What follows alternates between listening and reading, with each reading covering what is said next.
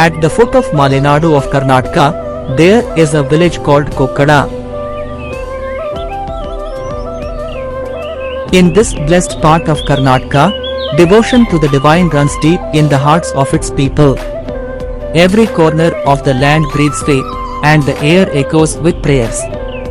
It is adorned with many renowned pilgrimage centers, where tradition and devotion have blossomed for generations, guiding seekers on their spiritual journey.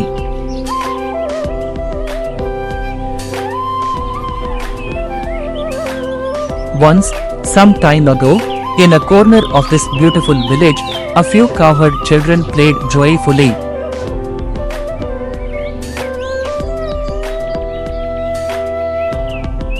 One day, the children, after a lively discussion, decided to worship Lord Ganesha as an innocent play, born from imitating their elders.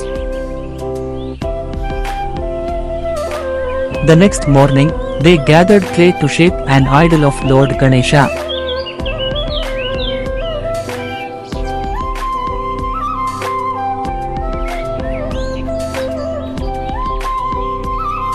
With innocent hands and joyful hearts, they molded it into the beautiful form of the Lord.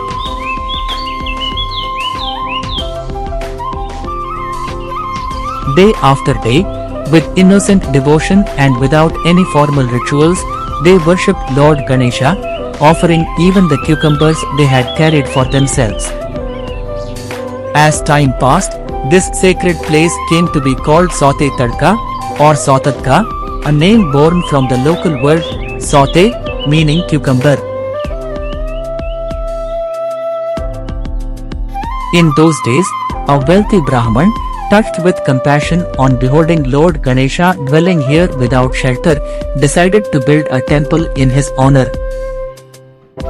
At dawn, in a dream, while sleeping, a cowherd boy came and said, "Will you imprison our Lord Ganesha? If you can, then you must build it in such a way that his father, Kashi Vishwanatha, can see it. Else, I will break your head," he warned.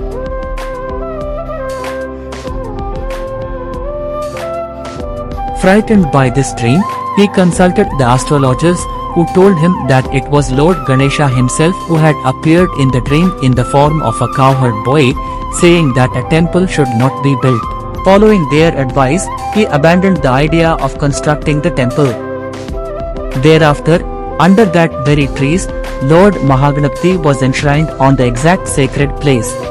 Thus, pleased by the cucumbers and the innocent devotion of the cowherd children, Lord Mahagaɲapathi has, from then until today, continued to dwell beneath the trees, bestowing blessings upon all devotees. Here, at the sacred seat of Lord Mahagaɲapathi, devotion shines above all. Some devotees humbly offer garlands of sacred grass, while others present bells as offerings in heartfelt worship.